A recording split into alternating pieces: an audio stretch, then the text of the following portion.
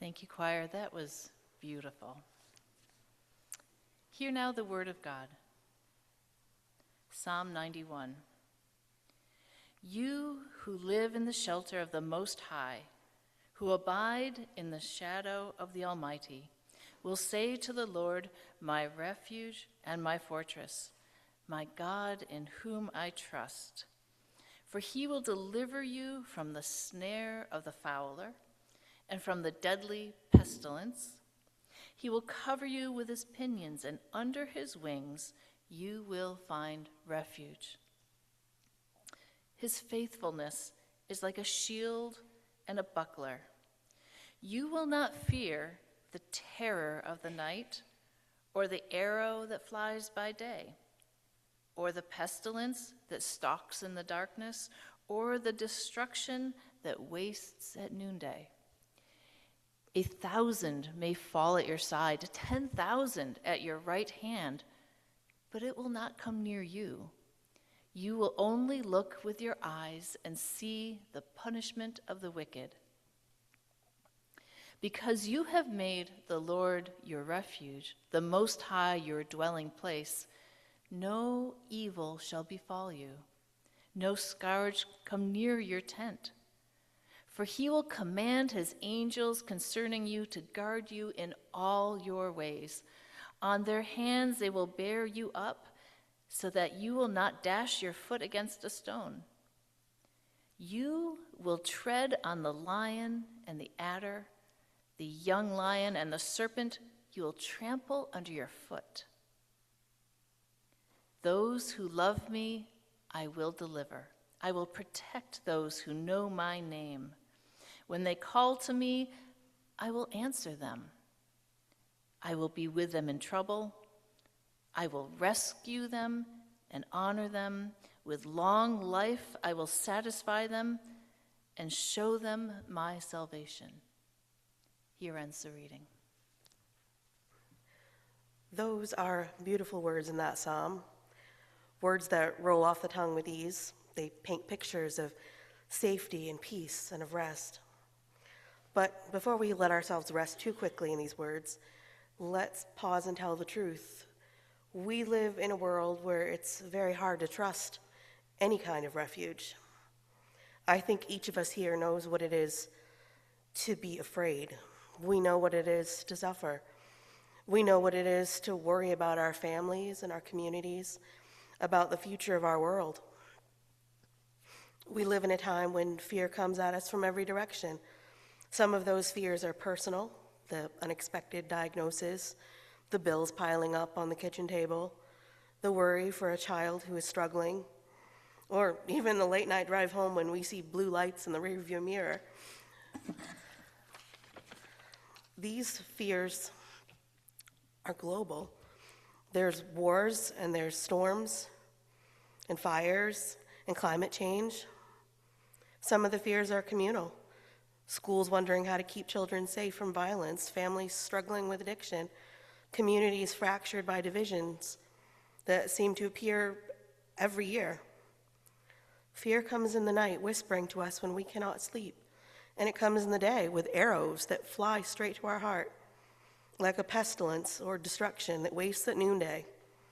The psalmist knows this. Psalm 91 is not written from the safety of an ivory tower. It is written in a world that knew arrows, pestilence, destruction, and terror. It was written in a world where people did, in fact, fall by the thousands. And yet, the psalmist dares to say, you will not fear. No fear. How is that possible? And for many of us, we do fear. And we worry about the arrows flying and the pestilence and the sickness creeping close. So what does it mean to say that God is our refuge? Notice that the word refuge is not a word of luxury, it's a word of survival. Refuge is where you run when you have no other options. Refuge is the shelter you cling to in a storm. Refuge is the fortress that protects you when the battle rages. Refuge is the one place that feels safe when the world outside is not safe at all. The psalmist is not promising a life without trouble. The psalmist is not offering a magic bubble where nothing can ever go wrong. The psalmist is proclaiming that in the very midst of trouble, in the very center of the storm, in the very heart of fear itself, there is one who will not let us go. God is our refuge and fortress. I invite you to say that with me. God is our refuge and fortress. That is the heartbeat of Psalm 91. That is the promise we are exploring together today. Not a promise that bad things will never happen, but a promise that we are never abandoned, never alone. So we begin here with the central question, what does it mean to have God as our refuge? When I hear the word refuge, my mind goes to the people who need it most in the most desperate way, such as in the years of the Underground Railroad when men and women fled the brutality of slavery. They risked everything for a chance of freedom. They slipped away in the night following the North Star. Can you imagine the fear? They were hunted and pursued, and anyone who helped them could be punished. And yet there were barns and attics and church basements where a door opened, a hand reached out, and a whisper came, "Come in, you're safe here."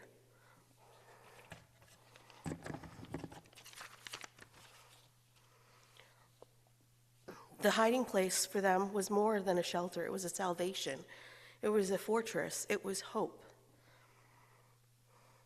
And I can imagine those weary travelers whispering the words of Psalm 91 as a prayer. You are my refuge and my fortress, my God in whom I will trust. God is a refuge, not always an escape from danger. Sometimes it's the strength to keep going when the danger is very near. That's one story from history. There is another of a refugee from Honduras in 2018. She fled Honduras with her young daughter. Gangs had threatened her life. Violence was everywhere. She had no safe place to turn. So she came seeking safety. But when she arrived in the United States, she found herself in another kind of danger. She faced deportation. If she was sent back, she was certain she and her daughter would be killed. Where do you go when every door is shut, when every path is dangerous? Amelia did what generations before her had done. She went to the church. She sought sanctuary, and so she lived inside a church for years, literally inside the sanctuary. The pews became her home. The walls became her fortress. The people of God became her shield. Think about that. This place where we gather to worship, imagine if it was not only the place you came on Sunday, but the only place you felt safe at all. When I hear her story, I hear the psalmist's words come alive. Because you have made the Lord your refuge, the Most High your dwelling place, no evil shall befall you, no scourge come for you near your tent. For Amelia, God's promise of refuge was not abstract. It was daily bread. It was real hope in the middle of despair. God is our refuge and fortress. Say it with me again. God is our refuge and fortress. Each story is different, these stories of refuge, but each carries the same truth. Refuge matters most when the danger is real. The psalmist knew this. That's why the psalm does not shy away from sharing the danger of arrows and pestilence and destruction, and yet he still says, you will not fear. Not because the world is safe, but because God is present. Not because arrows will never fly, but because God is with us, and we will not be abandoned. The psalm begins, you who live in the shelter of the Most High, who abide in the shadow of the Almighty. Shelter, shadow. Think about those words. Shelter is where we go when the storm comes. Shadow is what gives us relief from the heat of day. If you've ever been caught in a downpour, running for the nearest porch or overhang, you know the power of shelter. If you've ever walked on a scorching summer day and found yourself drawn to the shade or shadow of a tree, you know the relief of shade. And that is how the psalm begins. God is our shelter and our shadow. God is our refuge and our fortress. Refuge we've already named. Fortress takes it further. Fortress is not just a hiding place. It is a stronghold, thick walls, gates that hold back the attack, a place that can withstand a siege. When everything outside is chaos, the fortress stands. When enemies surround us, the fortress endures. The psalmist says God is not just a temporary shelter. God is the fortress that holds for the long haul. God is our refuge and fortress. Verse 3 says, He will deliver you from the snare of the fowler and from the deadly pestilence. The snare of the fowler is the trap of a hunter. Have you ever felt trapped? Caught in circumstances beyond your control? Caught in addiction or grief or anxiety or in cycles that you cannot break? The psalmist says God delivers us from that trap.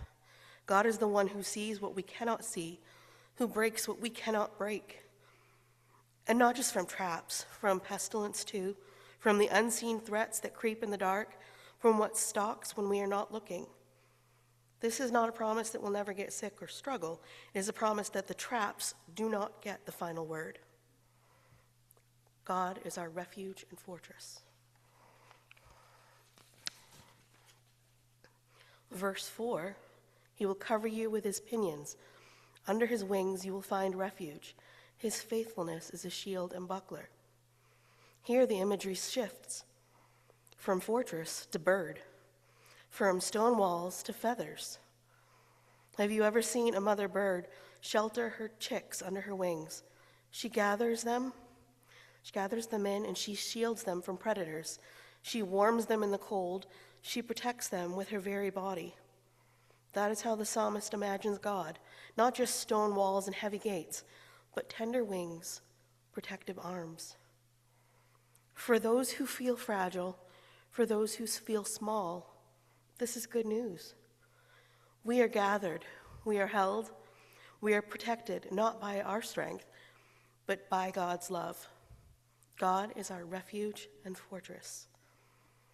Verse 5, He will not fear the terror of the night, or the arrow that flies by day, or the pestilence that stalks in darkness, or the destruction that wastes at noonday. This is the heart of the song. Night terrors, arrows, pestilence, destruction, the psalmist names them all. He doesn't deny them.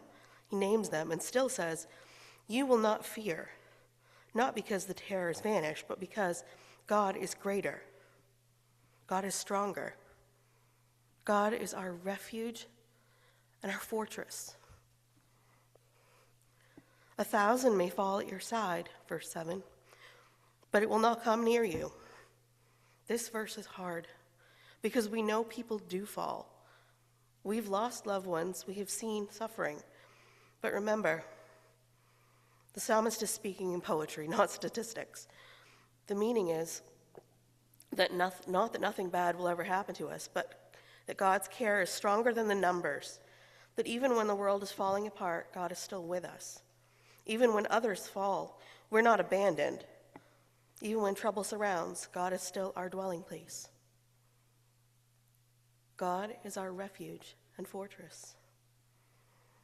For He will command His angels concerning you to guard you in all your ways. On their hands they'll bear you up, so that you will not dash your foot against a stone. This verse is so powerful. Even the devil quoted it to Jesus in the wilderness. But where the tempter twisted it into a test, throw yourself down, the angels will catch you. Jesus understood it as a promise of care. The angels are not there to help us show off. They are there to guard us in all our ways, quiet, steady, unseen. Have you ever been spared a danger you didn't even know was there? Ever had a close call that made you wonder? The psalmist says, God's care is that close, that steady, that personal. God is our refuge and fortress.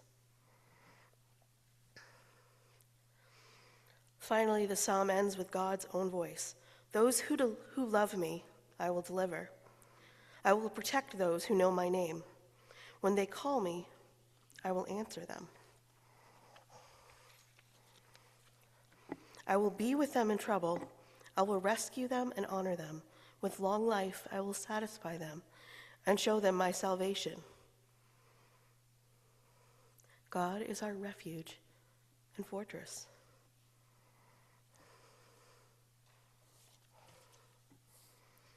So let me ask you this morning, where do you go for refuge? Close your eyes just for a moment. Picture yourself in the middle of chaos, the arrows flying, the pestilence creeping, the destruction surrounding. Where do you run? Maybe you picture a physical place, a cozy room in your home, a quiet bench by the water, a church sanctuary like this one.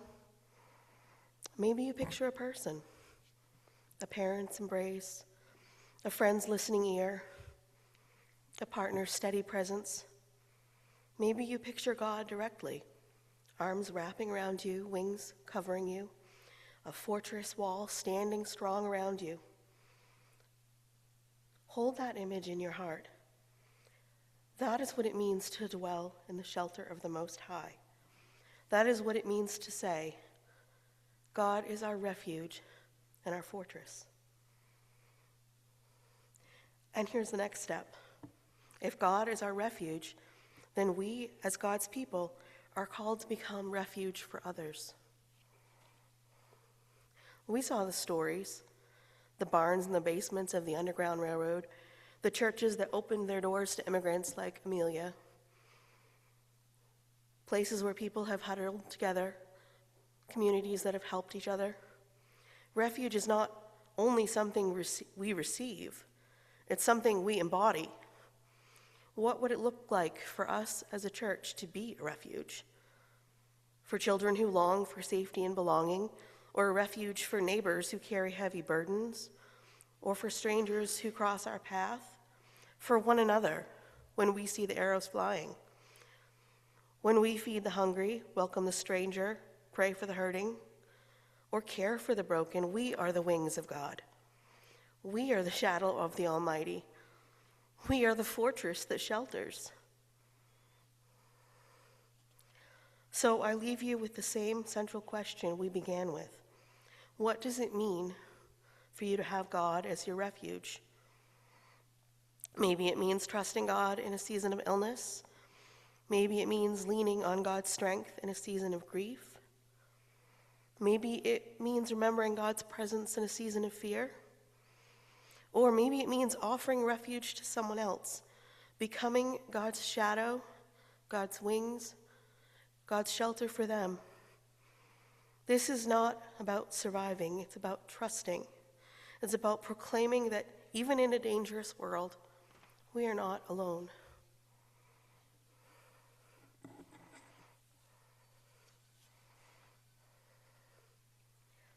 Thank you. Let's turn to hymn number 25 in the black hymnal, please.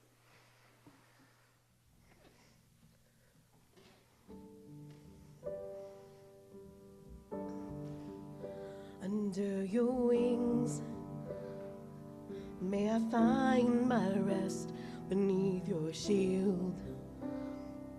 May I pass this test for you, O God. You are my strong fortress.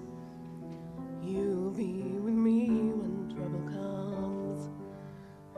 1,000 fall in battle at my side. Terror calls when the arrows fly, disaster strikes. Is there no place to hide?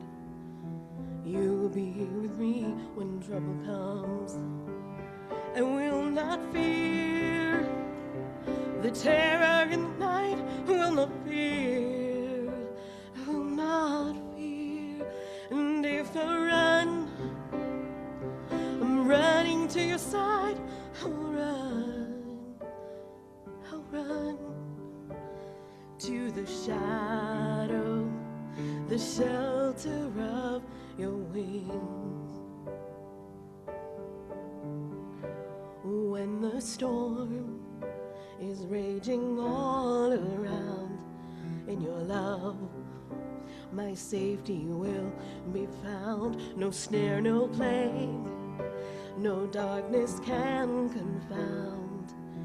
You'll be with me when trouble comes. I will not fear the terror in the night. I will not fear. I will not fear. And if I run, I'm running to your side. I will run to the shadow, the shelter of your wings. Under your wings, may I find my rest beneath your shield. May I pass this test for you, oh God. You are my strong fortress. You'll be with me when trouble comes.